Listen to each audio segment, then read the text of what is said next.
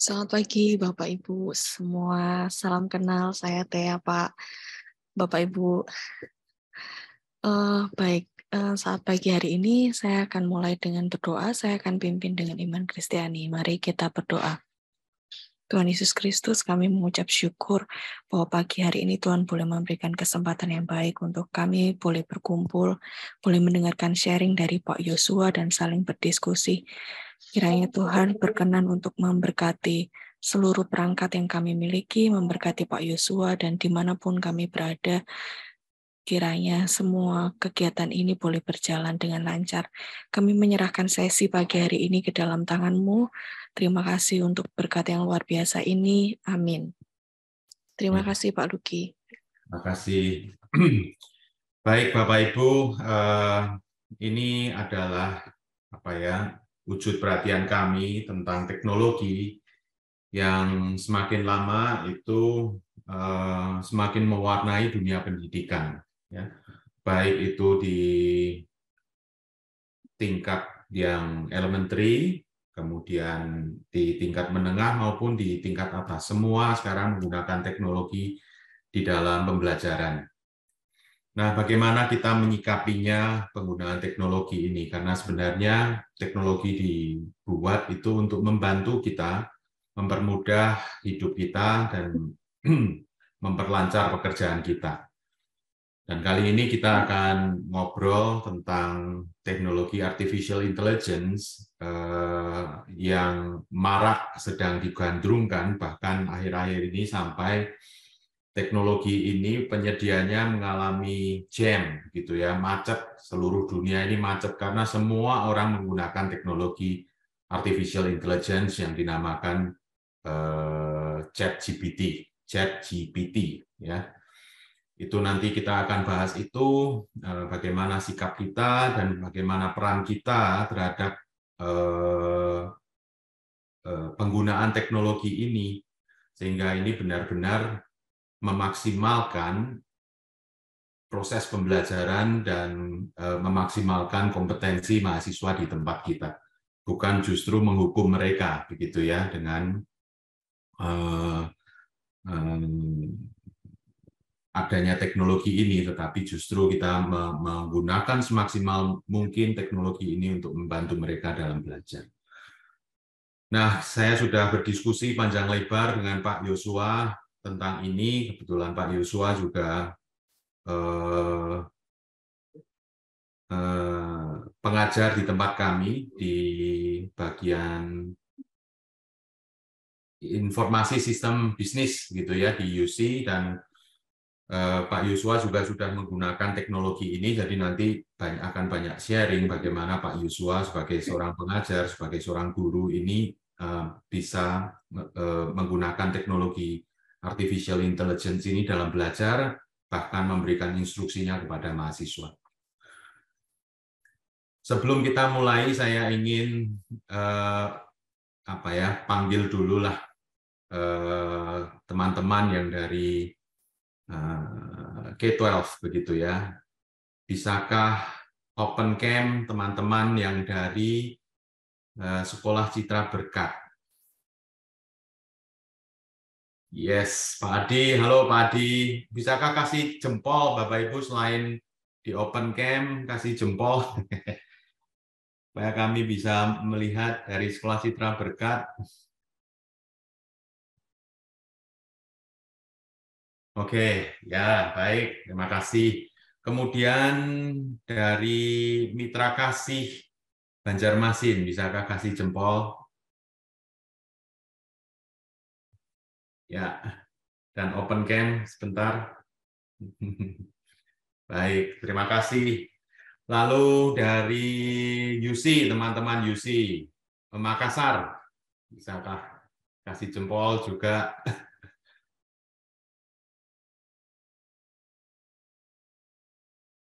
Oke, ya, baik. Lalu teman-teman dari UC Surabaya, bisakah kasih jempol? Pak Oki, Pak Yosua, ya, Bu Kristina, ya. Baik, jadi ada 4 organisasi yang hadir di sini. Yang pertama itu dari Universitas Ciputra Surabaya, kemudian Mitra Kasih Banjarmasin, kemudian Sekolah Citra Berkat, dan dari UC Makassar, gitu ya. Nah, selama kurang lebih 1,5 jam ini, mari kita bersama-sama mendiskusikan hal ini, sesuatu yang baru, yang tentunya nanti akan berguna bagi Bapak Ibu di dalam proses persiapan, pengerjaan maupun penilaian, begitu ya, dan juga khususnya untuk mahasiswa kita atau siswa kita ya, sehingga mereka bisa belajar lebih baik lagi, lebih bisa mencapai tujuan belajar yang kita harapkan.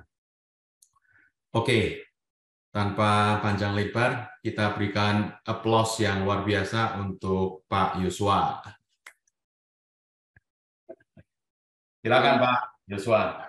Thank you very much Pak Luki, terima kasih banyak nih juga para Bapak Ibu sekalian yang saya hormati ada di sini semuanya ya. Saya kasih juga Bapak Ibu salam sehat ya buat Bapak Ibu semuanya di tengah pandemi yang katanya sudah berakhir. Saya harap tetap kesehatan Bapak Ibu prima sampai sekarang ya, puji Tuhan.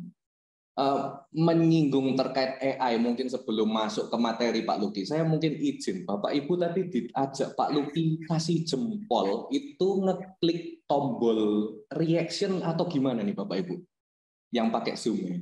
Ngeklik ya, klik tombol betul ya. Mungkin ada yang belum tahu, belum aware ya, Zoom kita sekarang itu sudah bisa yang versi update-nya ya, mungkin di-upgrade dulu mungkin Bapak Ibu, mungkin OS atau software-nya, sudah bisa mengidentifikasi jempol langsung. Kalau saya tahan tangan saya begini, seret, dia nanti muncul jempolnya Bapak Ibu. Ya, satu lagi kalau nggak salah raise hand, fitur raise hand, ditahan aja seperti ini. Ya, nah nanti akan muncul. Saya nggak tahu. Ya, ini raise hand betul. Nanti di bagian saya ini harusnya sebagai host bisa muncul ini raise hand atau angkat tangan gitu ya. Jadi Bapak Ibu, AI itu sudah masuk di lingkungan kita ya Bapak Ibu ya. Terutama Zoom yang sering banget kita pakai. Mungkin Bapak Ibu belum aware ya, saya beri informasi gitu ya. Jadi hari ini sifatnya informasi. Sebentar saya lower hand dulu. Nah kalau lower hand tetap harus diklik ya Bapak Ibu ya. Hari ini kita sifatnya diskusi Bapak Ibu santai aja gitu ya. Saya jauh lah kalau dibilang pakar, masih jauh gitu ya. Saya masih baru bergabung dengan dunia pendidikan ini 2019 gitu ya. Jadi kalau dibilang pakar saya masih jauh gitu. Ada beberapa yang lebih senior dari saya juga ada banyak gitu ya. Tapi di sini mungkin karena saya berkesempatan nyoba gitu ya dan kolaborasi dengan tim TLIC untuk memberikan materi ini. Gitu. Saya permisi share screen ya Bapak Ibu. Oke, harusnya sudah muncul dan Zoom sekarang sudah bagus memberikan posisi share screen-nya. Kalau muncul tuh warnanya hijau gitu ya. Semoga ini beneran muncul nih ke Bapak Ibu ya. Jadi perkenalkan terlebih dahulu, saya Yosua Setiawan Sukamto. Bapak Ibu bisa panggil saya Yosua gitu ya, atau Yos juga boleh gitu ya. Pokoknya jangan dipanggil sayang, nanti saya baper gitu ya. Saya akan membagi sharing saya ini menjadi 2 bagian besar Bapak Ibu. Yang pertama yaitu terkait artificial intelligence atau AI itu sendiri, dan yang kedua yaitu terkait education. Karena topik utama kita ini tentu saja hubungannya dengan pembelajaran, learning ya. Maka 2 topik inilah yang besar yang akan kita bahas hari ini. Tuh ya. Kita masuk deh yang pertama gitu ya. Seperti yang tadi saya sudah sampaikan bahwa AI itu artinya adalah kecerdasan buatan, ya, di mana namanya buatan itu berarti rekayasa gitu ya Bapak Ibu ya, direkayasa merepresentasikan atau mengidentifikasikan atau mencontohkan kecerdasan. Kecerdasannya siapa? Manusia. Ya, Tuhan menciptakan kita manusia itu memiliki kecerdasan akal budi gitu ya. Nah, di mana kita memiliki akal itu bisa mengenali sesuatu objek, memahami objek tersebut, maksud dan tujuannya dipakai untuk apa, sampai menganalisis objek ini bermanfaat seperti apa, gitu ya. Terakhir menyimpulkan nih, apakah objek ini bagus saya gunakan atau tidak. Nah, seperti mengambil keputusan seperti itu, gitu ya. Nah, si AI atau artificial intelligence ini rekayasa manusia, gitu ya, Bapak Ibu. Nah, Bapak Ibu, ada yang tahu nggak sih logo yang saya tampilkan di sini? Coba mungkin bisa ditulis di kotak kolom chatnya ya, Bapak Ibu ya. Ini logo apa gitu? Wah, sudah banyak yang nulis ini logonya ChatGPT. Tadi sudah disinggung nih sama Pak Luki gitu ya, ChatGPT. Jadi udah aware banget nih logo. Saya cari langsung nih Pak gitu ya, ChatGPT gitu ya. Sejujurly ya atau sejujurnya ini enggak serta-merta langsung ke ChatGPT Bapak Ibu ceritanya. Sebetulnya ini adalah logo dari company-nya si OpenAI gitu ya. Karena di dalam OpenAI, di dalam logo ini ada dua tools AI, ada dua tools. Yang satu itu ChatGPT, yang satu namanya DALL-E. Gitu ya. Mungkin saya sambil ketik, yang satu DALL-E seperti itu. Itu yang satu ChatGPT sifatnya teks, menghasilkan teks, kita seperti berkomunikasi, yang DALL-E menghasilkan gambar, Bapak Ibu ceritanya. Ya, tapi hari ini kita nggak bahas terkait gambar terlebih dahulu, karena yang menarik, yang besar, yang luar biasa ini areanya masih di bagian teks. Gitu ya. Saya coba permisi berikan contoh nih Bapak Ibu ya. Ini adalah video yang saya buat menyusun materi ini langsung gitu ya. Bapak Ibu bisa hands on juga, buka ChatGPT, nyoba boleh. Saya lemparkan ke ChatGPT bahwa saya ini punya dua buah garis lurus linear ya. Ini studi kasusnya matematika nih. Ada dua sumbu garis. Saya minta ChatGPT, coba dong carikan gitu ya intersection atau irisannya dari dua garis ini, lalu temukan titik potongnya, sumbu X, sumbu Y, titik XY-nya itu di berapa, gitu ya. Nah, di sini ChatGPT luar biasa pakai rumus metode substitusi ya, pergantian ya, di mana si Y itu digantikan dengan persamaan garis yang kedua gitu ya. Terus keluar deh hasilnya itu. Wah, ini terlalu cepat, saya pause dulu gitu ya sini. Nah, lalu dia bisa menghasilkan jawaban X dan Y-nya itu berapa itu. Saya coba maju lagi ke contoh yang kedua nih Bapak Ibu. Kalau matematis bisa lah Pak, itu kan ada rumusnya bisa dihitung. Nah, kita coba nih sense manusia kita gitu ya. Saya ini bukan tipe tukang gombal gitu ya Bapak Ibu ya. Maka dari itu saya tidak jago. Saya minta ChatGPT tolong dong bikinin puisi gombalan buat pasangan saya gitu ya. Yang terdiri dari 7 baris. Lalu dengan sigap dan lihai ini ChatGPT membuat gitu ya 8 baris seperti ini. Kayaknya asik ya. Di dalam lubuk hatiku yang terdalam aku memeluk kamu gitu ya. Aku memegangmu sayang. Waduh. Terus cintamu memenuhi aku dengan bahagia dan kegembiraan. Waduh, ini yang baca ini bisa kelepek-kelepek gitu ya Bapak Ibu ya. Dan luar biasanya ChatGPT ini dia bisa membuat total 8. Loh, kan perintahnya 7. Tapi ChatGPT memahami, mengerti. Puisi itu enggak lengkap kalau enggak sepasang gitu ya. Gombalan itu enggak lengkap kalau enggak sepasang, maka bentuknya ada rima ABAB, AAAA atau ABBA gitu ya. Jadi si ChatGPT langsung dengan sigap membuat puisi yang sesuai, yang tepat gitu dengan ada rimanya. Gitu ya. Contoh berikutnya nih Bapak Ibu. Kita coba ke dunia imajinasi sedikit ya.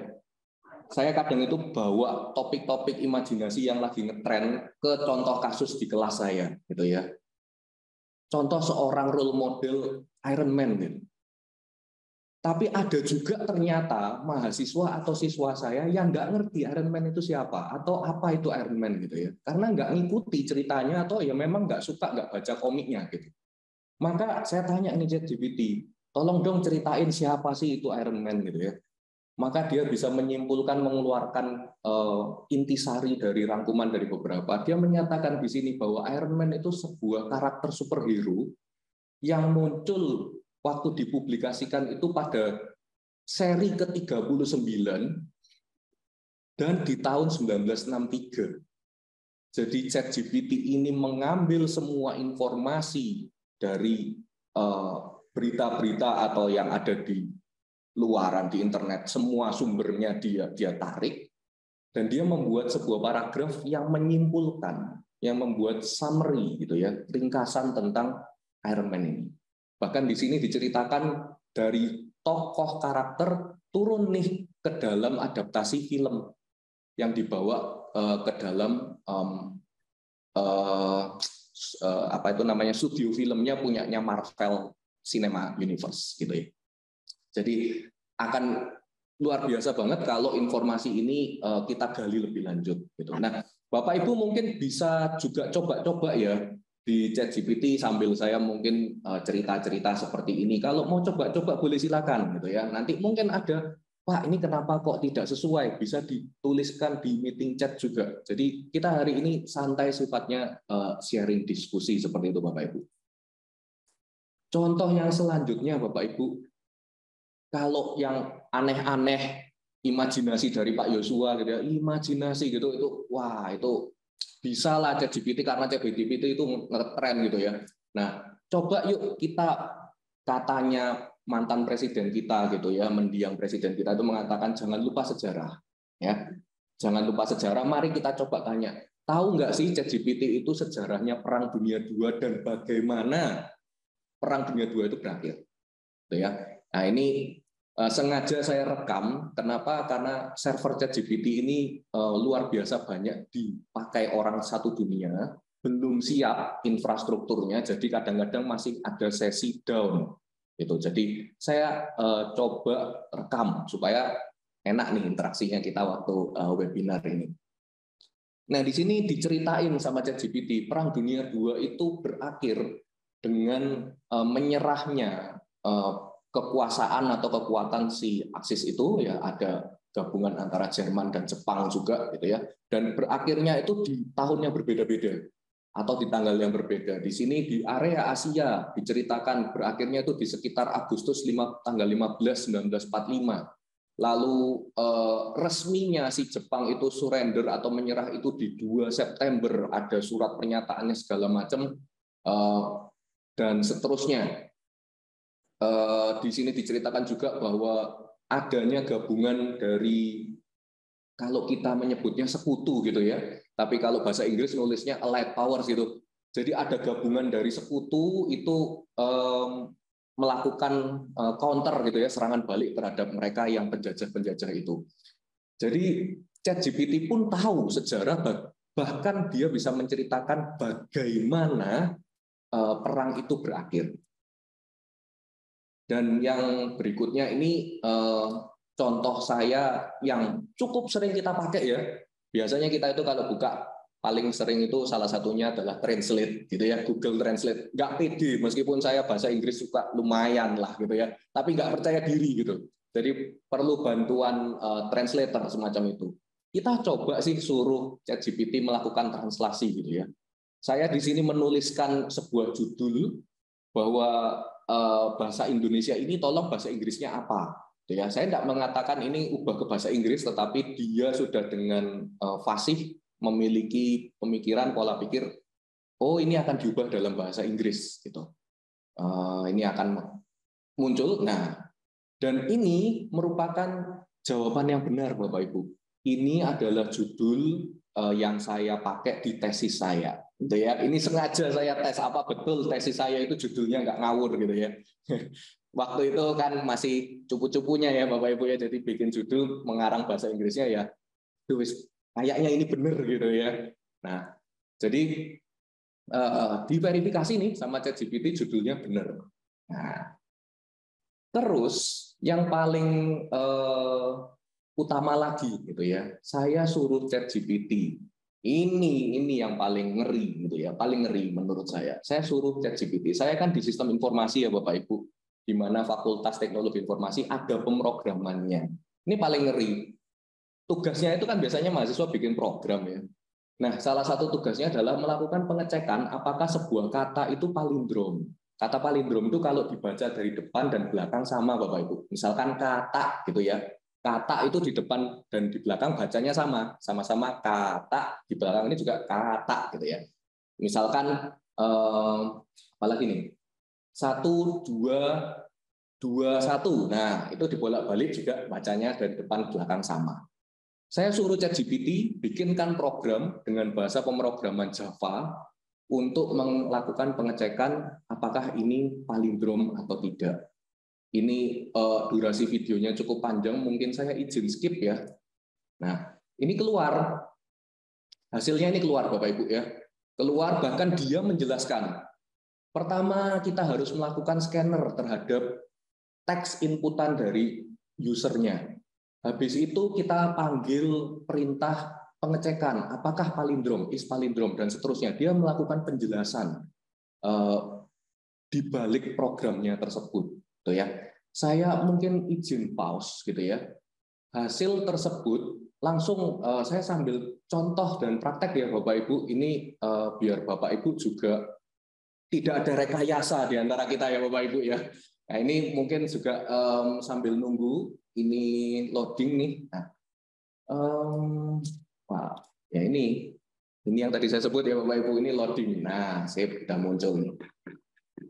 Saya coba scroll. Nah ini potongan programnya Bapak Ibu ya. Saya copy. Saya buka compiler namanya untuk melakukan menjalankan program ya. Saya mungkin izin perbesar. Jadi tidak ada rekayasa ya Bapak Ibu, di sini semuanya berdasarkan fakta. Jadi ini kejadian nyata Bapak Ibu. Saya jalankan di sini. Saya coba masukkan sebuah kata ya. Dari contoh kata. Lalu saya tekan enter. Dan dia menyatakan bahwa kata itu adalah palindrom. Wah, enggak percaya. Mungkin itu sudah rekayasa gitu ya. Coba kita tes dengan yang ngawur. Saya, ini ya. Saya itu bukan palindrom karena dibaca dari belakang tidak sama dengan depan dari belakang. Gitu ya. Dibolak-balik tidak bisa sama. Coba lagi. Tadi Pak Yos kasih angka. Bisa enggak ya? 1 2 2 3 2 2 1. Nah, ini bolak-balik bacanya sama ya. Ternyata palindrom. Nah, ini ngeri Bapak Ibu. Ngerinya kenapa? Lah kalau mahasiswa saya suruh buat tugas, buat pengecekan palindrom, masukkan ChatGPT, keluar code-nya, jalan. Nilainya 100 enggak Bapak Ibu nih? Boleh enggak saya kurangin? Loh, Pak, Bapak minta pengecekan palindrom. Sudah dong terpenuhin. Secara capaiannya kan terpenuhi nih Pak, gitu ya. Apa salah saya, gitu ya.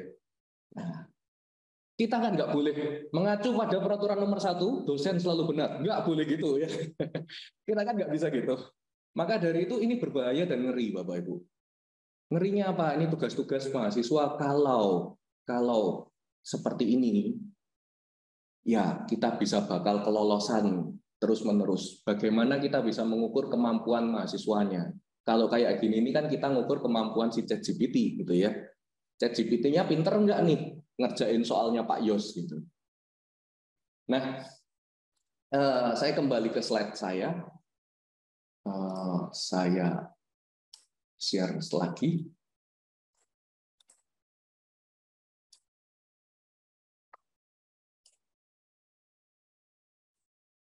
Maka dari itu Bapak Ibu, pada awal tahun 2023 ini muncul kabar yang cukup serem gitu ya. Dinyatakan bahwa ChatGPT ini lolos tugas ya, atau lolos ujian dari Fakultas Hukum sama Bisnis. Jadi CNN Bisnis ini mengutip bahwa ada universitas yang melakukan tes terhadap performanya ChatGPT. Yang pertama di sini ada dari Minnesota, gitu ya, University of Minnesota untuk urusan jurusan hukumnya. Dilakukan tes terhadap ChatGPT, bahkan sampai profesor dan timnya ini melakukan publikasi paper ya yang secara publicly. AI ChatGPT ini mampu mengerjakan 4 mata kuliah dan 4-empatnya lulus. Ya meskipun nilai grade-nya nggak begitu bagus ya, dapat C+. Tapi di sini kan ngeri. Apakah artinya si ChatGPT atau AI ini layak mendapat gelar sarjana hukum? Kalau kayak gini, manusia kan udah nggak laku ya jadi sarjana hukum. Ini gimana dong, Del? Untuk yang kedua, dari University of Pennsylvania, gitu ya, untuk yang kali ini Fakultas Bisnis nih Bapak Ibu, dilakukan tes juga, gitu. Dan dinyatakan bahwa hasilnya ChatGPT ini tidak hanya menjawab proses bisnisnya dengan baik, tapi dia bisa memberikan penjelasan reasoningnya dengan baik. Nah, di sini ada garis bawahnya. Not only are the answers correct, but the explanation are excellent. Jadi penjelasannya itu juga luar biasa bagus. Nah ini kan ngeri nih Bapak Ibu ya. Kalau memang kayak gini, artinya berarti kan ada disrupsi gitu ya. AI ini mendisrupsi bidang pendidikan kita. Gitu. Dan muncullah juga akhirnya ada orang, ini saya tidak menggali si Josh Ong ini siapa gitu ya, tetapi saya bisa menduga si Josh Ong ini adalah seorang guru mungkin ya, atau pemerhati pendidikan. Dia menceritakan bahwa saya ini memberikan tugas advance placement English gitu ya, advance placement English di mata kuliah advance placement English ini kayak studi literatur, mensummarize dari sebuah literatur gitu ya, tidak hanya sekedar mensummarize ceritanya, tetapi dengan tambahan analisis, ada retorikal ceritanya, dan juga ada reasoningnya. Jadi kayak mengulas sebuah literatur gitu. Dan ngerinya begitu dilempar, buatlah esai 5 paragraf dari salah satu buku literatur. Di sini dia pakai Wuthering Heights di sini ya. Ini keluar 5 paragraf dengan indah dan bagus dan baik. Maka dia mengatakan, wah ini disrupsi luar biasa untuk para teacher atau para pengajar. Dia bilang, teachers are in so much trouble with AI. Tapi apakah sebenarnya kita harus takut, harus beneran ngeri gitu ya dengan ini gitu. Mari kita coba lihat lagi, telisik lagi gitu ya. AI ini sebenarnya generasinya seperti apa sih gitu. AI ini sebetulnya sudah berkembang sejak lama ya Bapak Ibu ya. Jadi di awal-awal AI itu muncul, itu modelnya adalah rule based AI. Jadi artificial intelligence-nya itu dengan menggunakan konsep jika A maka B, jika A maka B, jika A maka B. Terus AI-nya itu pinter. Oh, kalau ketemu A, jawabannya B gitu. Jadi ada determinan yang menentukan jika, dan dependennya atau hasilnya dan-nya apa, makanya apa gitu ya. Jadi ada, kalau bahasa matematikanya itu ada sisi tangan kiri, ada sisi tangan kanan. A sama dengan B gitu ya. Jika A sama dengan B gitu. Jadi ada sisi kiri, sisi kanan. Zaman dulu modelnya awalnya seperti itu Bapak Ibu. Sebetulnya ini sudah ada sejak kapan? Email itu muncul, Google Mail itu muncul mendeteksi spam. Zaman dulu deteksi spam itu masih pakai keyword Bapak Ibu. Ads for Samsung, advertisement for Samsung gitu ya. Itu udah kelihatan. Oh, ini advertisement, masuklah ke spam gitu. Jadi server-server itu zaman dulu awal-awalnya pakai yang model begitu Bapak Ibu. Mendeteksi keyword kata kunci.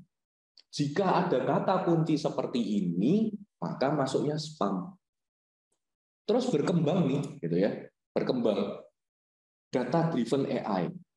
Artificial intelligence-nya ini lebih pinter dengan menggunakan belajar dari data yang sudah ada. Contohnya dari Siri sama Alexa. Ya, kalau Siri di iPhone, Alexa dari bikinan Amazon, Samsung punya Bixby, macam-macam lah gitu ya, ada banyak program. Tapi yang paling besar, paling kelihatan itu foto tagging, Bapak Ibu. Di sini pasti mulai pengguna Facebook sampai Instagram ya, ini saya bisa mengamati Bapak Ibu di sini muncul wajahnya di Facebook dan Instagram saya. Begitu saya foto rame-rame dengan beberapa rekan, langsung muncul ini mukanya Pak Luki, ini mukanya Pak Eko, ini mukanya Pak Adi, ini mukanya Pak Trianggoro. Jadi muncul. Bagaimana AI mendeteksinya? AI mendeteksi mukanya orang. Oh, foto Pak Trianggoro itu mukanya begini. Tulang hidungnya posisinya ada seperti ini, posisi struktur tulang pipinya seperti ini, posisi dagunya seperti ini gitu ya. Bukan saya mau sok cute ya Bapak Ibu ya, ini posisi tulang dagu gitu ya. Nah, dari situ AI memprediksi mukanya orang di foto yang baru. Saya mau upload, langsung tiba-tiba keluar, oh ini kotaknya mukanya Pak David. Nah, semacam itu. Dari data yang sudah lampau. Contohnya ini juga sudah ada Bapak Ibu sejak Gmail memperbarui fiturnya dia. Jadi kalau sekarang kita mau digital marketing ya pakai email, itu sudah lebih pinter. Wah, ini dia kalau kirim email, blast email itu sehari 2 kali. Terus di emailnya itu ada foto yang merupakan produk yang dijual kayak gitu ya. Maka si Gmail akan otomatis menyimpulkan, wah ini kayaknya spam. Sehari kirim 2 kali. Pacarnya Pak Yosua atau pasangannya Pak Yosua itu aja sebulan belum tentu sekali kirim email ke Pak Yosua gitu ya. Ini sehari 2 kali. Gawat ini spam, dilemparlah ke spam. Nah, bisa seperti itu. Dan yang sekarang sudah berjalan, ini adalah generasi kontekstual AI, di mana AI, artificial intelligence ini berdasarkan karakteristik yang sudah didesain atau sudah dipersonalisasi. Itu Bapak Ibu. Nah, ini termasuk yang digunakan oleh OpenAI, oleh self-driving cars, contohnya kayak Tesla gitu ya. Dia sudah menggabungkan beberapa konteks. Oh, ini objek namanya mobil. Oh, ini objek namanya papan rambu. Kalau ada rambu tulisannya stop, berarti mobil ini harus stop dulu selama berapa detik, baru boleh jalan melewati persimpangan tersebut. Oh, ini lampu merah kuning hijau, gitu ya, lampu bang joning, gitu ya. Ini kalau lampunya nyala yang kuning, berarti harus mulai siap-siap ngerem. Nah, si AI diberikan konteks, diajarin gitu ya. Woi AI, ini mobil, jangan ditabrak. Woi AI, ini mobil melambat. Kamu ya tolong ikutlah melambat. Gitu. Jadi diajarin konteksnya. Dia melambat dan mempercepat jarak. Dilihat dari apa? Dari jaraknya dan hitungan detiknya. Gitu ya. Bisa sampai seperti itu si AI-nya ini. Jadi ini generasi AI. AI sudah bukan, wah nanti AI itu masih masa depan gitu ya. Enggak, AI sudah berjalan sedikit demi sedikit dan sekarang sudah lebih expert gitu ya, sudah lebih jago AI-nya. Itu terus apa sih dampaknya ke kita gitu ya? Tadi sudah pasti kelihatan disrupsinya gitu. Tapi coba saya akan masuk ke topik yang kedua di sini yaitu terkait edukasi gitu Bapak Ibu. Jadi mungkin pace saya agak cepat Bapak Ibu ya supaya Bapak Ibu juga nanti dapat nih bumbu-bumbunya di belakang gitu ya.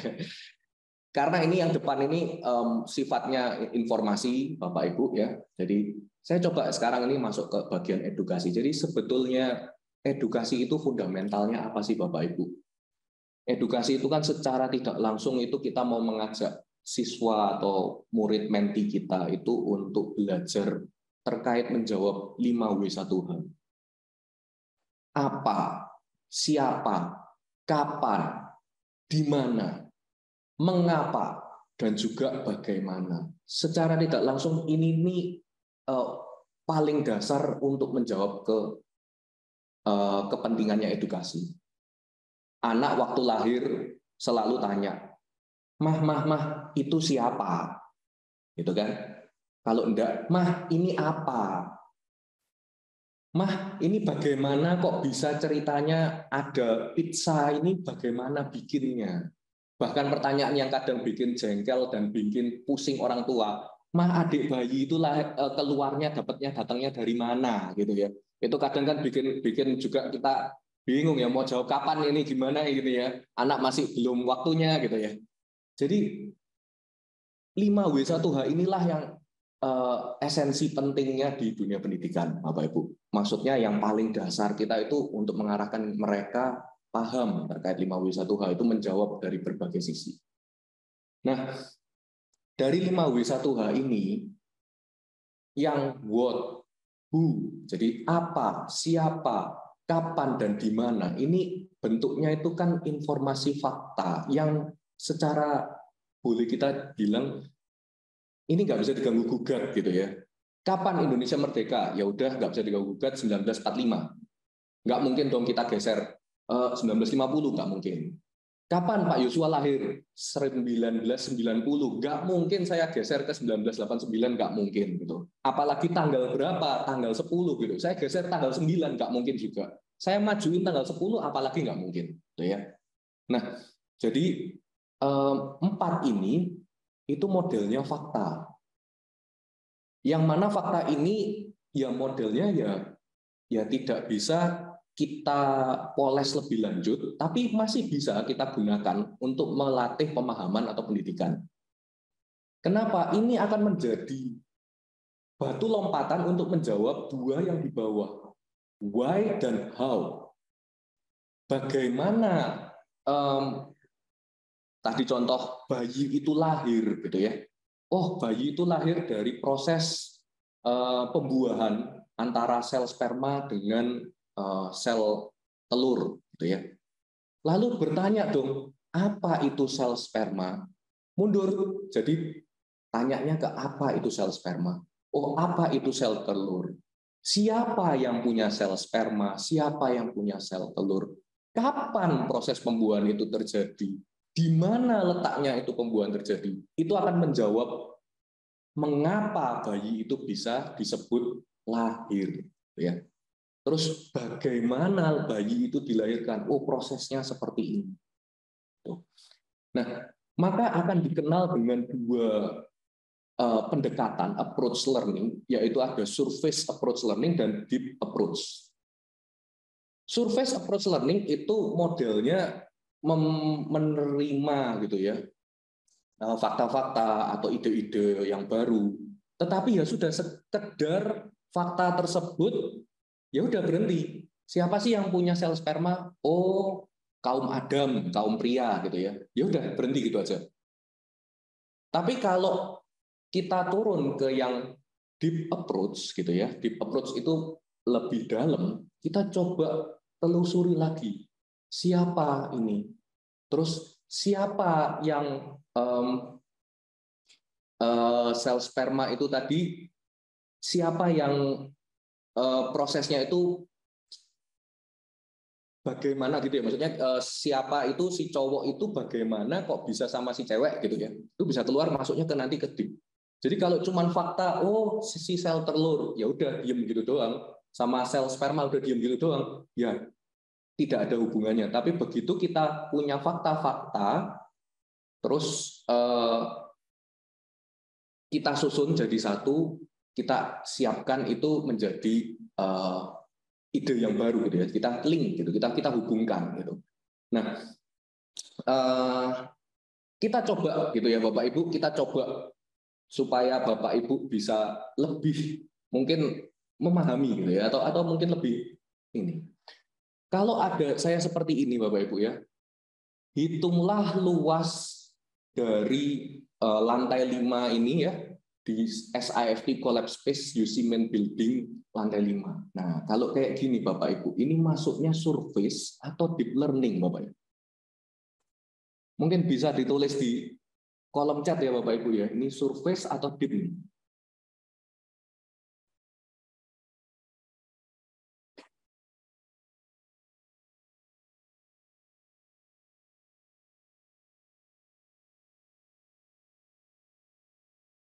Nah, ini ada Pak Luki ngirim, Pak, itu surface. Nah, ada Bu Kristina juga bilang, Pak, itu surface, Pak.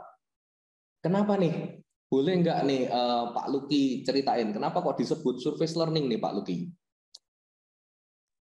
Iya, karena apa ya, itu hanya menghasilkan sebuah fakta begitu. Jika kita tahu panjang dan lebarnya shift collapse space itu ya sudah ketemu langsung. Oke. Nggak perlu pakai ChatGPT lagi, Pak, pakai kalkulator aja. Terlalu ini ya Pak, overkill ya, terlalu berlebihan ya kalau pakai ChatGPT ya.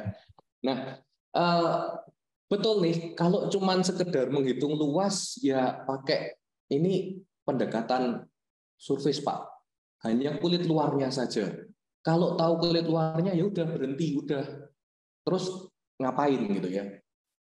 Nah, coba ini contoh yang berikutnya. Buatlah bersama dengan 3 teman rencana pembangunan sport center di UC. Nah, kalau ini nih surface atau BIP nih Bapak Ibu?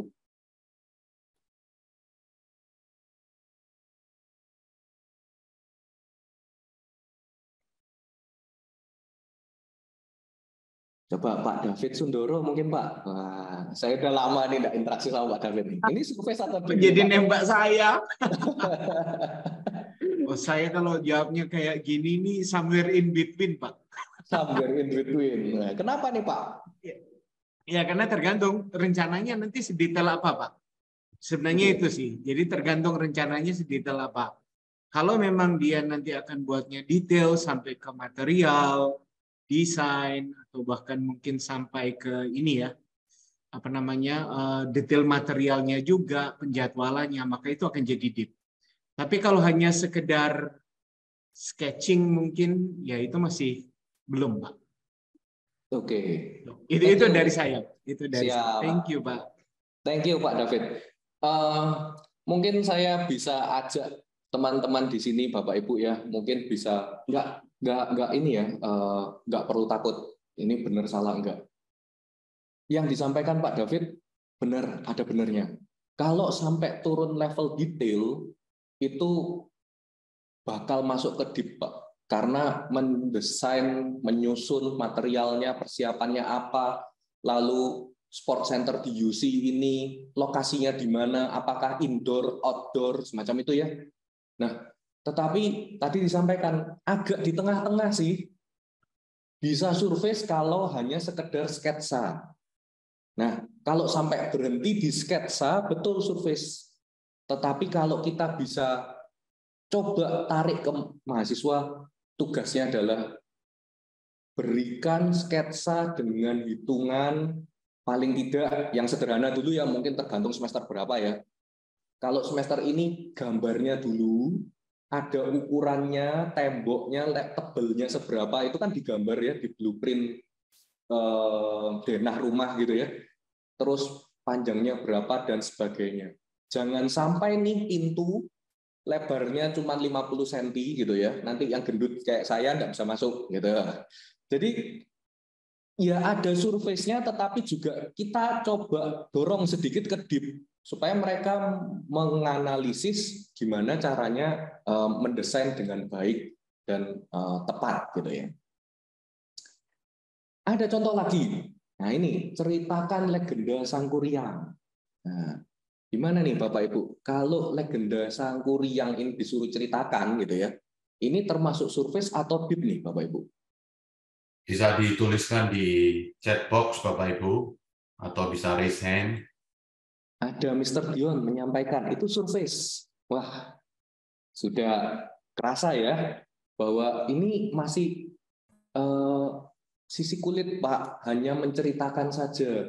Tidak ada unsur di baliknya untuk melakukan analisis karakter semacam itu ya, nggak ada. Jadi hanya cerita legendanya saja si Sangkuriang.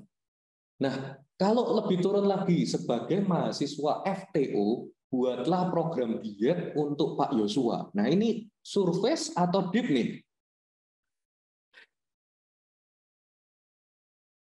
Mungkin di sini ada rekan-rekan yang dari FTO mungkin Wah, ini ada Bu Jessica nih bilang, itu deep Pak. Ya, ini masuknya ke deep Bapak Ibu. Karena mahasiswa kita ajak gitu ya. Pak Aldi tidak boleh bikin program diet loh. Ini ya, yang betul program hidup sehat, makan sehat ya mungkin ya teman-teman. Nah, mahasiswa kita coba atau siswa kita coba ajak berpikir gitu. Pak Yosua ini siapa? Pak Yosua ini pola makannya seperti apa? Terus habis itu aktivitasnya Pak Yosua ini ada hari apa saja, jam berapa saja, kapan harus masuk kalorinya berapa. Kalau misalkan ngajar jam 7.30, nggak sempat sarapan, berarti kalorinya harus dimulai atau diisi berapa nih hari ini. Nah, kayak gitu. Jadi mahasiswa itu atau siswa menti kita, itu kita ajak untuk berpikir lebih dalam. Satu langkah lagi dan lebih dalam dan lebih dalam. Gitu. Tapi Bapak Ibu, edukasi itu tidak melulu hanya terkait ilmu dan ilmu ya. Tetapi kita juga itu di sini tidak boleh lupa edukasi itu juga bentuk dari sosialisasi. Manusia itu makhluk sosial. Jadi bisa dibayangkan nih kalau kita hanya memberi tugas yang levelnya, mohon maaf nih, survei itu tidak salah Bapak Ibu ya. Saya tidak menggarisbawahi yang bagus, yang deep, yang jelek, yang survei tidak. Ada kalanya survei itu diperlukan, ada kalanya kita harus masuk ke deep. Tapi untuk pendidikan ya kita harus mengarahkan anak itu untuk critical thinking, berpikir secara kritis, berpikir kreatif. Nah, critical dan kreatif itu nggak bisa kalau tidak masuk sedikit demi sedikit ke area yang deep approach itu tadi. Tapi kalau kita kasih tugas-tugas terus anaknya itu hanya berinteraksi dengan komputer AI, ChatGPT, tidak ada sosialnya, ya lama-lama mahasiswa atau siswa-siswi itu jadi penyendiri, Bapak Ibu. Itu ya. Kan ya nggak benar kalau kayak gitu. Nah, kalau kita tadi saya sampaikan, wah ChatGPT ini ngeri, bisa seperti ini itu. Lalu kita pengajar teachers ini terdisrupsi, gitu ya.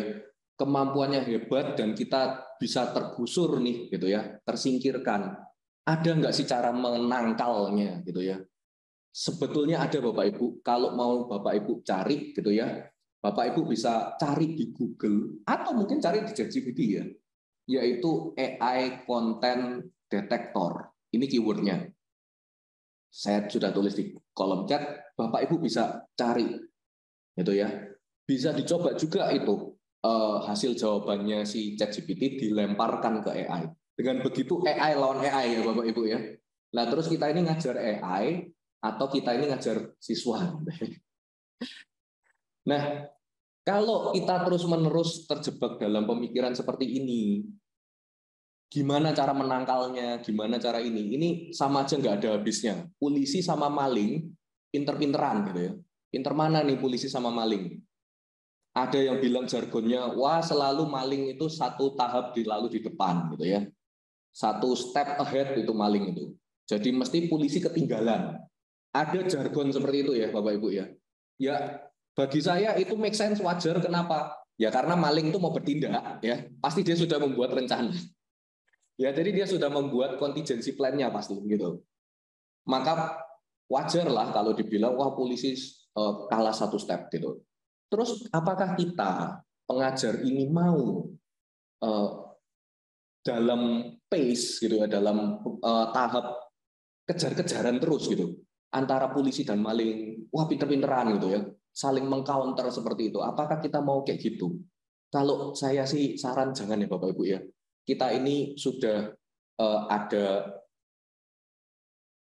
administrasi tridharma, ada juga penelitian di dalamnya, ada juga mungkin di sini Bapak Ibu yang menjabat sebagai kepala departemen gitu ya, atau mungkin kaprodi, dekan, banyak paperwork-nya, ada juga akreditasi, banyak. Ya tolong Sudah jangan mikirin kejar-kejaran atau dalam tanda kutip bahasanya kucing-kucingan antara AI dengan kita lagi, ya. Tapi mari yuk kita mencoba cari cara gimana sih berteman dengan AI, gitu ya. Mari kita berteman, gitu. Gimana caranya, gitu. Saya punya beberapa, Bapak Ibu ya.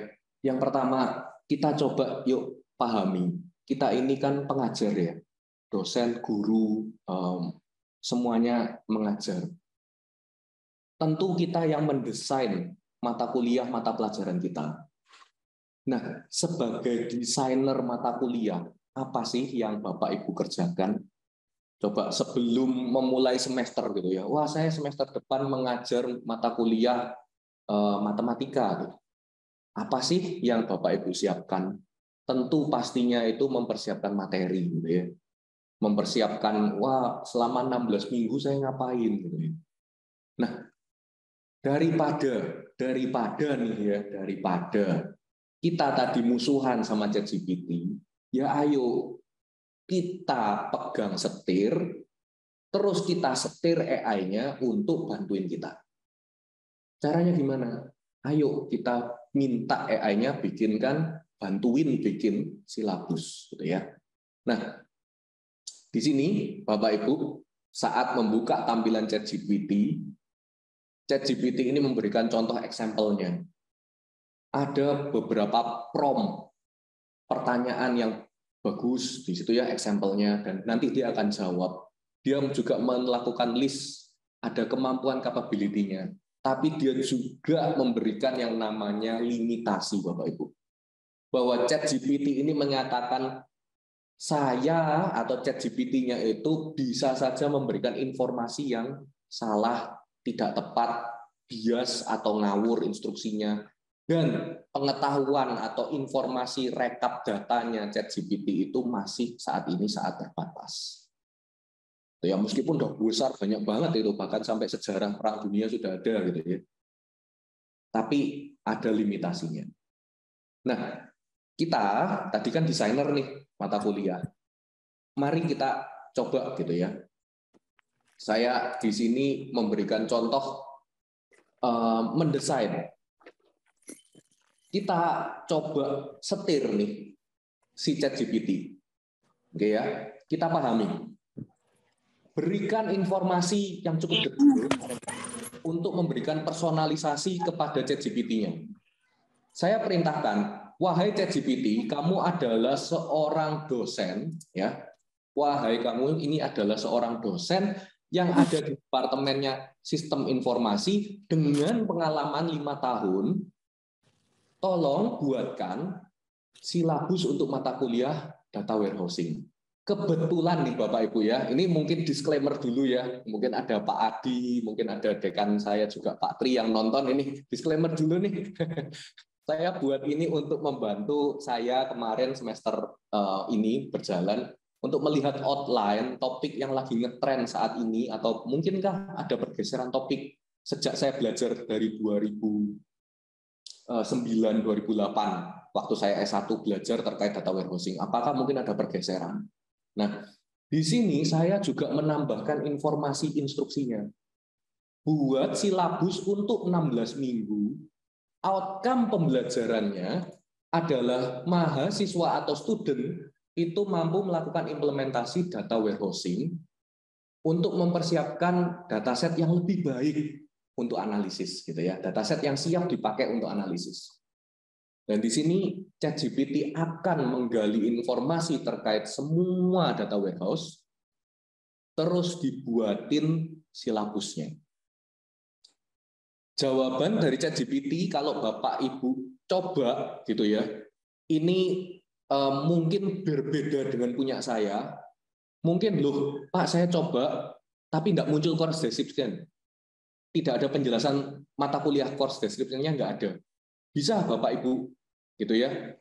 Bapak Ibu kejar lebih lanjut. Wahai ChatGPT, buatkan course description dari silabus yang tadi kamu sudah buat gitu. Nah, di sini saya bukan mau congkak-congkaan ya, sombong-sombongan pakai bahasa Inggris, enggak. Bisa nih ChatGPT pakai bahasa Indonesia kita. Ya, ChatGPT ini sudah di training, sudah dilatih dengan beragam bahasa, termasuk bahasa Indonesia. Bapak Ibu kalau mau coba pakai bahasa Indonesia silakan, bisa, gitu ya. Tetapi mungkin gitu ya, kalimat yang disampaikan ChatGPT ini mungkin bias. Jadi Bapak Ibu perlu baca dan hati-hati. Di sini ChatGPT sudah kasih ada 7 outline materi, ya, dan diceritakan setiap minggunya. Ini tidak ada rekayasa ya Bapak Ibu, ini ChatGPT yang ngetik yang jawab. Setiap minggunya topiknya apa gitu ya. Terus, nah ini Pak Luki ada yang nanya, apa yang perlu diperhatikan dalam membuat silabus? Wah macam-macam ya, macam-macam. Yang pasti instruksi menyatakan personalisasi ya. Jadi ChatGPT ini harus kita arahkan dia perannya sebagai apa nih, gitu ya. Dia perannya sebagai apa? Apakah perannya dia hanya orang biasa atau perannya sampai level kamu seolah-olah seorang dosen gitu loh. Jadi berikan peran gitu. Biarkan dia berpikir, oh saya seorang dosen. Lalu saya mendesain. Dosennya pun jurusan apa? Itu juga Bapak Ibu bisa tambahkan di situ informasinya.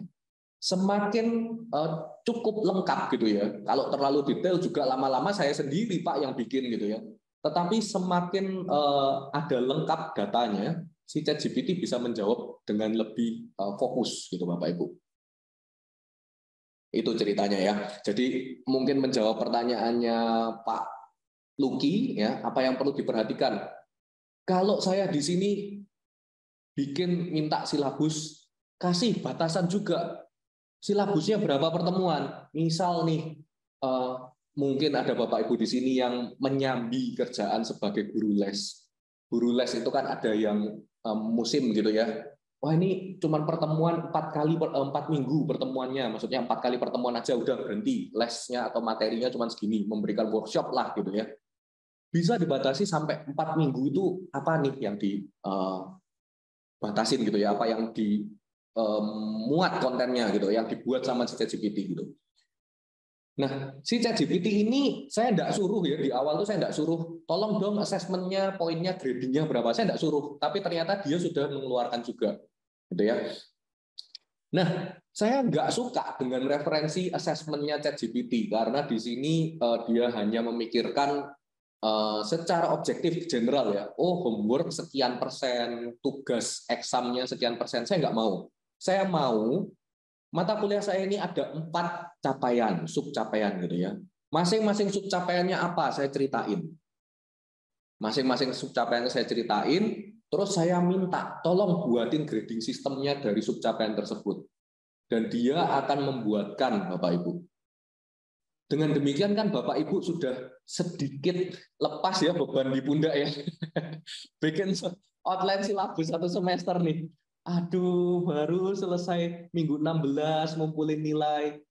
Cuma jeda 2 minggu, terus aduh sudah semester berjalan lagi gitu ya. Aduh kayaknya nggak siap gitu bikin materi. 1 beban di pundak Bapak Ibu sudah dibantukan oleh ChatGPT gitu ya, oleh AI. Jadi yang pertama sebagai course designer kita pegang setirnya, ayo setir suruh si ChatGPT bantuin kita. Itu ya. Penekanannya Bapak Ibu tadi ada di instruksi, personalisasi sama konteksnya. Jadi instruksinya harus jelas, buatkan apa gitu ya. Personalisasi, kita mencoba dia suruh berperan sebagai apa, terus konteksnya, mata kuliahnya apa, subjeknya apa, capaiannya apa, kita coba arahkan dia ke sana. Itu akan mendukung jawaban dari ChatGPT untuk lebih baik dipoles lebih baik seperti itu. Gitu ya. Di akhir video ini saya menambahkan kadang-kadang kita itu juga males ya. Saya kita enak aja Bapak ini ya. Saya nggak gitu, nggak kayak Bapak. Saya ini rada males gitu ya, cari di Google buku-buku referensi terkait materi saya gitu. Jadi saya minta ChatGPT, tolong dong bikinkan 5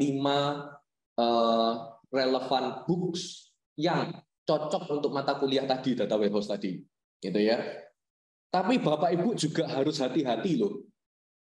ChatGPT ini untuk memberikan referensi itu kayak daftar pustaka gitu ya. Itu kadang-kadang bisa direkayasa Bapak Ibu sama dia gitu ya.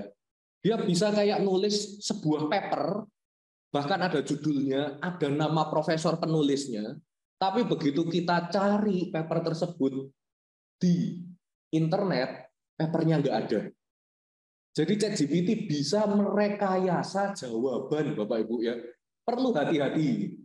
Gitu. Perlu hati-hati. Makanya kalau saya di sini mencari referensi itu saya copy paste, saya ambil ya. Ini teksnya, buku-bukunya saya cari di Google. Nah, ini Pak David ini sudah pernah sudah kena jebakan Batman-nya ChatGPT ya, Pak ya. Betul banget Bapak Ibu. Jadi harus hati-hati. Inilah apa ya istilahnya batu sandungannya si ChatGPT. Kalau misalkan kita kasih mahasiswa, tolong buat esai paper, yaitu ya draft paper untuk dipublikasikan. Mahasiswa bisa pakai ChatGPT keluar abstrak. Bahkan ada profesor yang ngetes, ya Bapak Ibu mungkin cari nemu beritanya. Ada profesor yang ngetes membuat sebuah research paper, jurnal gitu ya, yang digenerate dari ChatGPT. Terus dipublikasikan. Ada. Saya tidak masukkan karena ini kan disclaimer gitu ya. Ini kan contoh yang buruk ya Bapak Ibu ya. Contoh yang buruk saya nggak masukkan. Tapi itu ada. Itu. Bisa kelolosan caranya gimana? Ya mungkin papernya sama dia sudah diganti. Jadi nggak murni 100% bikinan ChatGPT di copy paste dicemplungkan ke paper, enggak. Memang tidak 100% murni disubmit gitu. Tetapi dia melakukan di situ di bawah di akhir papernya dia disclaimer. Dia menyatakan bahwa paper ini saya buat dengan bantuan ChatGPT. Lalu saya rangkum, ringkas ulang, saya reparaphrase gitu ya, ganti kalimat-kalimatnya dan saya berikan fakta-fakta yang dari saya, dari researchernya gitu ya, dari peneliti. Jadi dan itu tembus gitu. Jadi kalimatnya bagus, indah, tembus masuk ke jurnal internasional itu Bapak Ibu ya. Saya enggak sebut lah ya. Itu sudah banyak berita-berita seperti itu. Jadi ya harus hati-hati memang gitu. Tetapi apakah kita mau terus kucing-kucingan gitu? Enggak. Ya tadi ya. Kita pegang setirnya, kita dapat referensinya, lumayan satu beban di pundak kita lepas satu sudah. Ya. Nanti saya ajak lagi untuk mengurangi satu beban lagi Bapak Ibu ya. Nah, yang kedua, peran kita sebagai pengajar itu secara tidak langsung juga kita adalah mentor Bapak Ibu. Yang namanya mentor itu membimbing menti kita untuk menjadi personal yang lebih baik. Bukan hanya mengarahkan mentor atau menti kita untuk, wahai mahasiswa atau siswa-siswa, tolong dong kamu ketik di ChatGPT tugas saya ini, terus ini keluar jawabannya apa, gitu, laporin gitu. Enggak gitu. Ya, tetapi kita mengajak mahasiswa untuk menjadi personal yang lebih baik. Wah, pokoknya pengajar itu adalah pekerjaan yang paling mulia lah gitu ya. Ya, tapi ya memang begitulah ya posisi peran kita. Nah, sebagai mentor kita harus ngapain Bapak Ibu? Kita sebagai mentor itu kan tidak bisa lepas ya. Katanya pengalaman itu adalah guru yang terbaik. Maka kita itu mentor biasanya memberikan sharing pengalaman. Contoh kayak saya sekarang ini memberikan pengalaman saya kepada Bapak Ibu sekalian yang ada di sini, ya. Tetapi bagi saya pribadi akan lebih tepat pengalaman yang dialami oleh saya atau orang lain sudah alami. Contoh di sini Pak David sudah ngalamin kena jebakan Batman-nya ChatGPT, ya tolong Bapak Ibu yang lain juga tolong jangan terjerumus dalam lubang yang sama. Ya. Jadi pengalaman dari saya maupun orang lain itu adalah guru yang terbaik. Kalau saya sudah pernah jatuh, terus saya luka-luka, babak belur, apakah Pak Luki mau nyoba jatuh? Mau nggak Pak Luki? Enggak, Pak. Nggak mau ya. Oh, Pak Yosua jatuh, babak belur nggak mau gitu ya. Maka dari itu peran kita sebagai mentor ini, yuk coba kita desain proses pembelajaran di kelas kita. Ya, apakah prosesnya itu satu arah dari kita? Kita sharing, wah pengalaman saya dulu menggunakan matematika itu bisa seperti ini. Lalu dipraktekkan sama mahasiswanya, atau juga sebaliknya, mahasiswa kita suruh explore, kita suruh showcase, habis itu kita nanti berikan feedback. Nah, contoh nih yang Yusi sudah lakukan sampai saat ini ya, yang luar biasa menurut saya itu adalah setiap week ditutup dengan selling days. Yusi ini kan pengen mendidik atau menghasilkan lulusan yang punya jiwa entrepreneurial ya. Nah, caranya gimana? Explore, cobalah kamu upayakan dalam proses selama beberapa 3-4 hari itu untuk mendesain bisnismu apa, terus kamu praktekkan selling days-nya. Dari situ nanti kakak-kakak mentornya itu akan membina adik-adik menti calon mahasiswa baru yang ikut UWIK itu.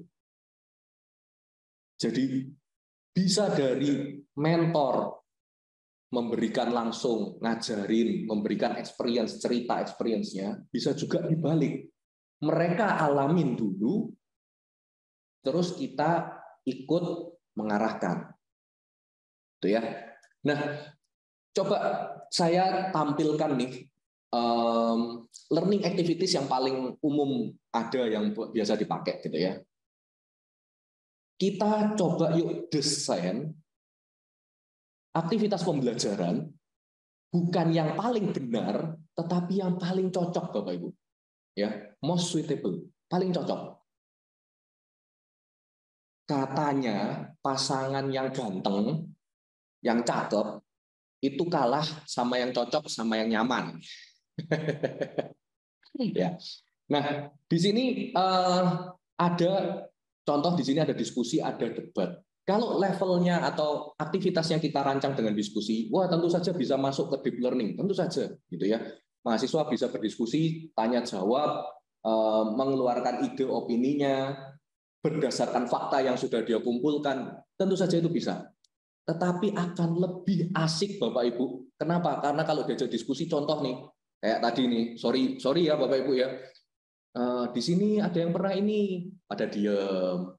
Di sini apa yang sudah pernah lihat ini, pada diem gitu ya. Kalau diskusi kayak gitu. Tapi kalau kita ajak, ayo kita lakukan proses debat. 5 mahasiswa di kiri, tim A, pro, tim B yang ada di 5 di kanan saya, itu tim kontra. Pro dan kontra silakan beradu siapa yang memberikan opini terbaiknya, gitu ya. Maka muncul proses yang lebih deep lagi daripada hanya sekedar diskusi. Itu contohnya Bapak Ibu. Jadi mereka akan menggali informasi, terus mengutarakan atau mempertahankan posisi pro dan kontra mereka dengan fakta-fakta informasi yang mereka punya. Contoh lain yang bisa dipakai di sini ada role play. Pak, kalau di pemrograman Bapak gitu ya, mau nilai gimana? Saya bisa mendesain dan saya sudah merencanakan ini nanti di mata kuliah di semester ini. Tugas kelompok saya, proyeknya itu ada misalkan contoh ada A, B, C gitu ya, tim A, tim B sama tim C.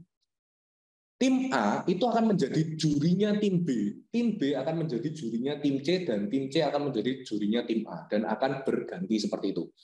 Saat menguji, mereka memiliki bermain peran sebagai penguji. Saya harus membuat skenario uji cobanya. Nah, disitulah akan muncul feedback yang lebih dalam dari masing-masing role play-nya mahasiswa, dan juga tentu saja mahasiswa itu atau siswa kita juga bisa belajar untuk self-assessment. Apakah kelompok saya sudah cukup bagus ya? Saya menguji kelompoknya Pak David itu 10 poin. Apakah 10 poin ini saya sudah lolos semua gitu ya? Secara tidak langsung dia akan refleks kepada dirinya sendiri. Kelompok saya sudah jalan nggak? Kayak gitu. Terus peranan kita atau kombinasinya dengan AI seperti apa gitu ya? Ya ini kalimat ini agak ketinggalan. Poinnya adalah membuat proses pembelajaran itu lebih bermakna, gitu Bapak Ibu. Kita memaknai proses pembelajarannya itu. Nah, di sini saya sedikit maju supaya tidak terlalu berlama ya. Kalau debat, contohnya tadi ada pengumpulan fakta, pengumpulan efek sampingnya, teori-teorinya itu dikumpulkan sama mahasiswanya, gitu ya. Di area yang tengah ini mahasiswa akan mempersiapkan bagaimana mendefense, bertahan terhadap posisi pro dan kontra. Nah, ini biarkan yang 3 ini atau apapun informasi yang di luar itu biarkan mahasiswa pakai ChatGPT. Jadi tugasnya silahkan dalam tim kalian berlima pakai ChatGPT, cari informasi mengenai bagian pro, mengenai bagian kontra, silahkan. Terus kalian buat analisis SWOT kalian sendiri untuk bisa menyerang atau berdiskusi atau mendebat gitu ya tim lawannya. Dengan demikian mereka sudah nih gitu ya, sudah menggunakan AI gitu, menggunakan teknologi, plus mereka sendiri juga berpikir kritis. Nah, contoh yang berikutnya yang tadi yang terkait role play. Kurang lebih juga sama. Mereka akan menggali fakta-fakta dari kelompok sebelah sana. Oh, kelompok sebelah sana, oh kurangnya di sini. Oh, ternyata desain aplikasinya tampilannya kurang, kayak gitu ya. Terus dia akan berperan, saya sebagai penguji. Pengujinya sebagai apa nih? Apakah saya sebagai orang penguji developer atau saya sebagai user pengguna? Kalau developer tentu saja, wah ini programnya di dalam ada error ini ya, ini kamu tulis programnya keliru ini, variabelnya kebalik gitu ya. Nah, itu diuji sampai ke sana Bapak Ibu. Tapi kalau yang stakeholder, yang pemakai, yang user di depan, ya kita cuma lihat, oh aplikasi ini, contoh mohon maaf mungkin disclaimer ya, aplikasi Tokopedia di luar ya tampilannya begini, saya pencet tombol transaksi, lihat tagihan, loh ternyata error. Nah, sudah langsung dibilang, wah ini ternyata kamu tidak lolos tes, aplikasimu ada yang gagal. Nah, tapi kalau dari sisi developer, ngeceknya nggak hanya dari tampilan depan, Bapak Ibu, ngeceknya di belakang. Wah ini datanya terhubung tidak, data yang tampil keliru, kayak gitu-gitu ya. Data lebih teknis ke pemrogramannya. Jadi mereka akan mencari job desk-nya, menggali ke sana, biarkan dengan menggunakan AI. Gitu. Terus mereka mendesain skenario tes yang tepat sesuai perannya dan menguji ke tim kelompok lain kayak gitu. Nah, kita di bagian mentor kita bisa mengarahkan, oh tes skenariomu ini masih kurang, bisa yuk digali lagi. Ada kok tes skenario untuk yang ini. Informasimu kurang dalam. Yang kamu uji apanya? Apakah hanya sekedar itu kamu klik tombolnya jalan, atau kamu mau keluar pesan error? Sampai sejauh mana kamu melakukan skenario tesnya? Nah, proses yang selanjutnya, tips yang selanjutnya gitu ya Bapak Ibu, ini ada kita ini pengajar dan sekarang diminta juga sama Mas Menteri untuk bisa punya semangat untuk mengajarkan mendidik anak untuk entrepreneur gitu ya. Ada pelajaran kalau nggak salah, ada kewirausahaan itu sekarang diminta gitu sama dunia pendidikan. Maka kita juga mengenal ada teori tentang effectuation, di mana effectuation itu melihat apa yang kita miliki, supaya bisa berlanjut ke produk atau goal atau resource apa yang bisa kita olah kembali untuk diri kita. Ya, kalau goal ya menuju ke customer atau ke klien kita, kalau resource bisa kembali ke diri kita lagi gitu ya. Maka panahnya bisa keluar seperti ini. Biarkan mahasiswa itu explore dengan AI. Gitu ya. Biarkan mahasiswa itu explore dengan AI. Terus peranan kita apa? Kita coba masuk kita sebagai stakeholder. Kita pura-puranya jadi juri, jadi investor. Kalau kamu punya ide bisnis seperti itu, saya investor mau enggak sih invest di tempatmu? Nah, kayak gitu. Jadi terus tapi ya enggak cuma sekedar jawab ya Bapak Ibu, enggak mau. Tapi kita juga sebagai mentor, kita juga coba yuk bilang, oh kamu kurang tajam di sini. Bisnismu ini kalau kamu mau jalankan bisa berbahaya. Apa gulung tikar kalau ada ini. Nah, biarkan mereka nanti mencari pembaharuannya. Gitu. Saya mungkin akan berikan sedikit contoh. Ini slide ini kemarin belum ada dari tampilan Pak Luki ya. Ini surprise juga mungkin buat Pak Luki. Bapak Ibu, yang tadi selama saya contohkan itu ChatGPT, di mana AI menjawab dengan teks ya, tekstual. Di sini ada AI untuk gambar. Ya, ini harusnya topik ini tidak saya sampaikan. Kenapa? Karena saya tidak menguasai dunia seni, Bapak Ibu ya. Tapi ini ada, tools ini ada.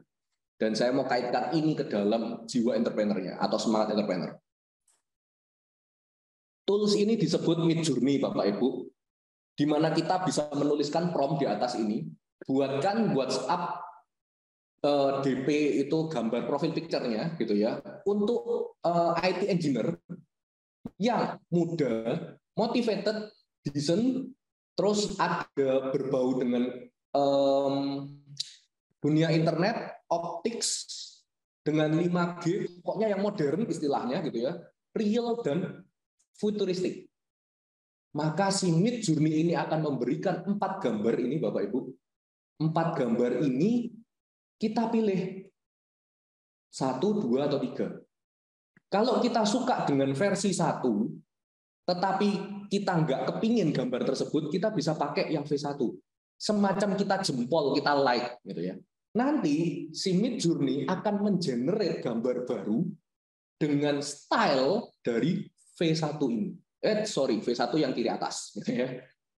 Dengan figur atau gambar yang pertama.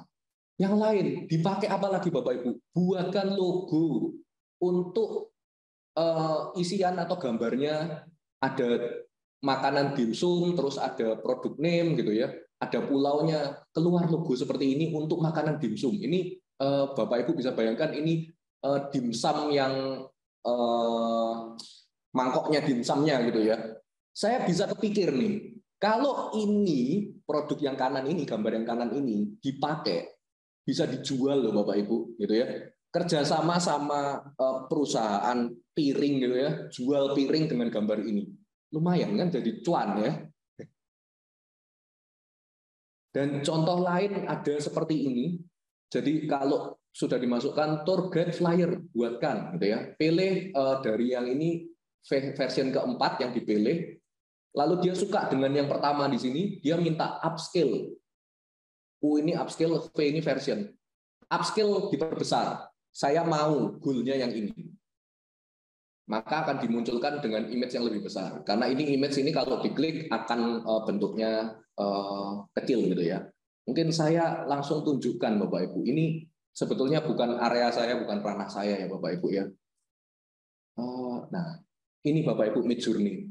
Midjourney ini diaksesnya lewat Discord. Mungkin Bapak Ibu kalau mau explore ya. Sementara gratis untuk beberapa perintah saja atau beberapa kali generate. Sementara gratis, habis itu berbayar. Di sini cukup ngeri Bapak Ibu, gambarnya cukup realistis. Saya sebagai orang yang awam dengan seni, dengan desain, kalau lihat ini, saya langsung bilang, wah ini gambarmu bagus gitu ya. Wes, percaya saya gitu. Tapi kalau menghasilkan gambar ini orang yang ngerti seni, mungkin ada seni, wah ini gambar ini masih bohongan, masih fake, masih tipu-tipu. Kenapa? Tekstur muka itu tidak seperti ini misalkan gitu ya. Kalau orang itu berjerawat, bentuk jerawat pimplesnya itu tidak kayak gitu. Contoh itu contoh. Nah sebetulnya saya tidak mau sampaikan juga ke Bapak Ibu kenapa ini saya tidak mendalami area ini gitu ya. Nah ini ada chat ini dari Bu Olivia ya. Mohon bertanya karena dari prodi fashion dan desain, AI untuk mengenerate menghasilkan art sudah ada isu terkait artif gitu ya. Bagaimana tanggapannya? Jadi gini, kalau masalah etika ya Bapak Ibu ya. Sampai saat ini memang ambigu. Etika dalam informasi di dunia maya gitu ya, dunia internet ini masih areanya itu terlalu abu-abu masih gitu ya. Kalau dibilang wah ada undang-undang ITE, ya undang-undang ITE itu sejauh yang saya amati itu hanya muncul karena kasus-kasus tertentu gitu. Tetapi yang membatasi ini bikinan AI ilegal, ini bikinan manusia legal, itu masih belum ada. Masih belum 100% clear hitam dan putihnya jelas itu belum. Gitu. Jadi terkait artif atau pencurian ini ya etika itu ya ini kalau dibilang menyalahi etika menyalahi Bapak Ibu. Kenapa? Si AI itu membuat gambar berdasarkan pola atau foto-foto atau image yang ada di dunia internet. Itu. Tetapi kenapa saya bilang abu-abu? Di Facebook maupun di Instagram itu ada disclaimer-nya juga. Segala foto yang kita upload ke Facebook atau Instagram atau mungkin TikTok itu adalah konsumsi publik.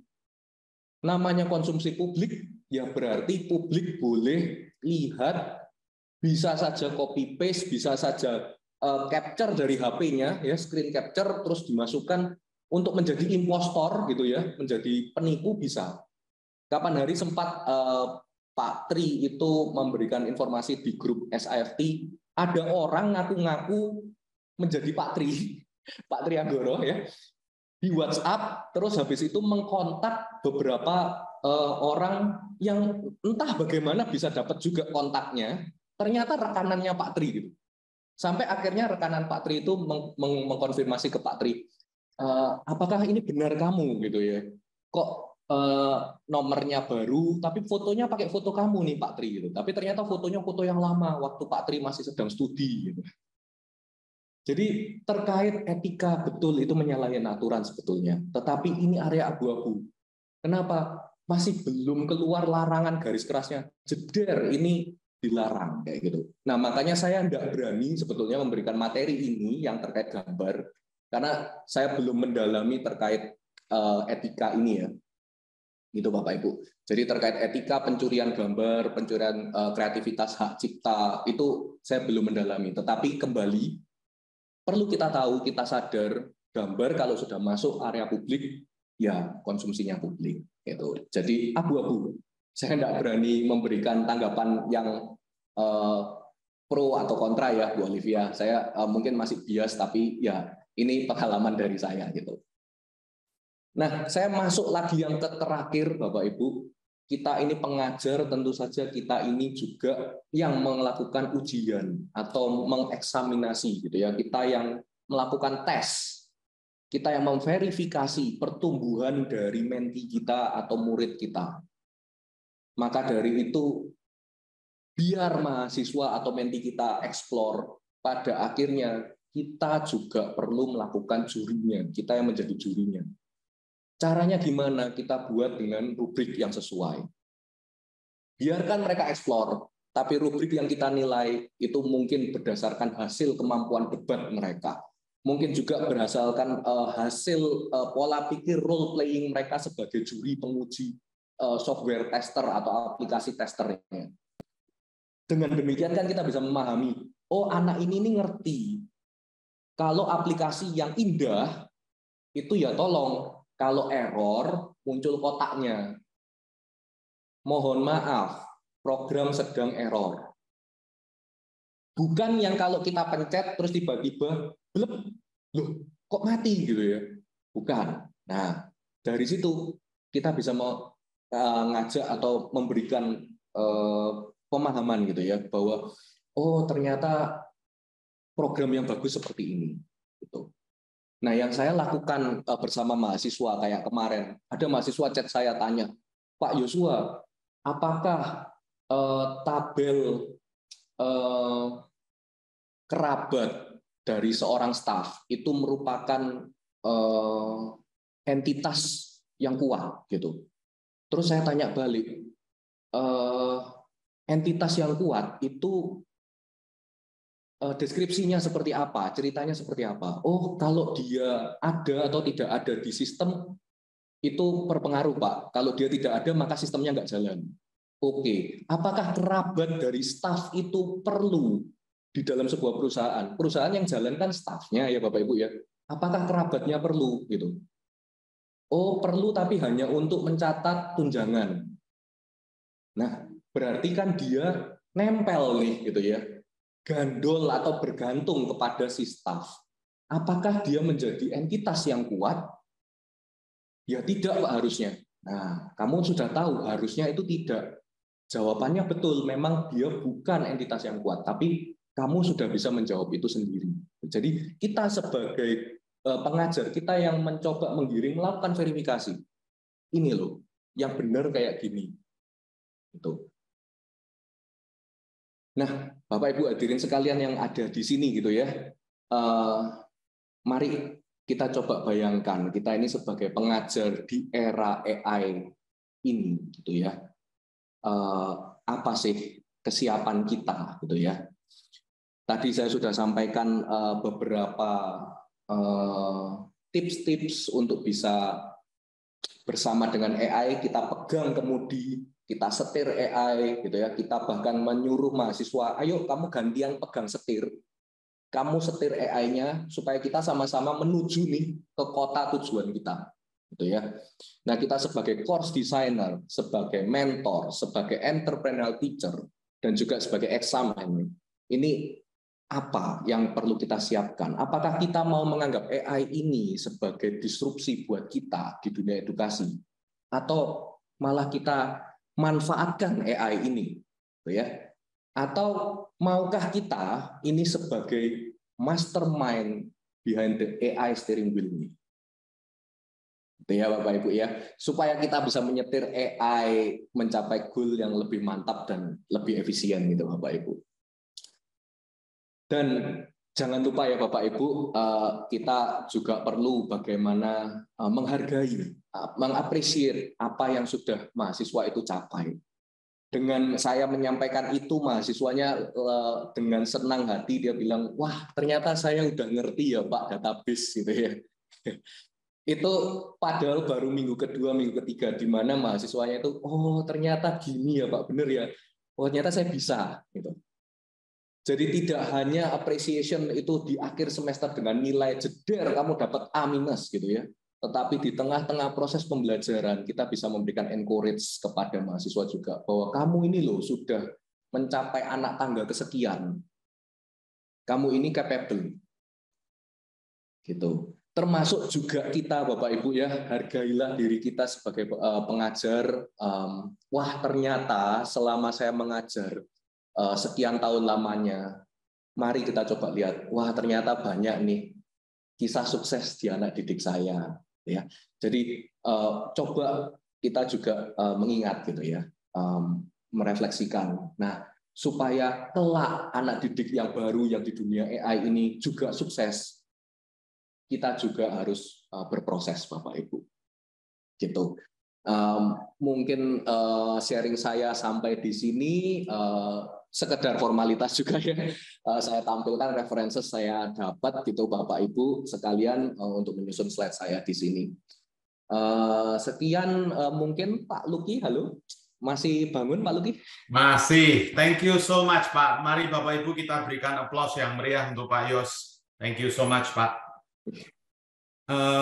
Bapak Ibu, tadi nampaknya ada hal yang perlu di-spill begitu ya, kata-kata viralnya sekarang spill, yaitu tentang etika dan norma dari penggunaan AI ini ternyata masih menjadi debatable, dan itu kami catat untuk nanti kita bisa persiapkan sharing berikutnya gitu.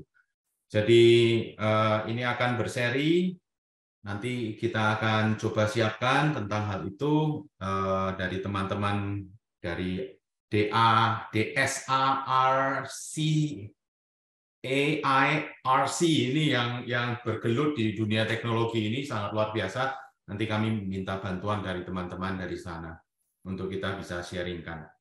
So kalau ada kebutuhan silahkan kontak Pak Yosua, silahkan kontak teman-teman dari DSAIRC ini, singkatannya panjang sekali Pak, untuk kita bisa berdiskusi dan lebih bisa saling berbagi begitu satu sama lain untuk tentunya untuk pendidikan di Indonesia.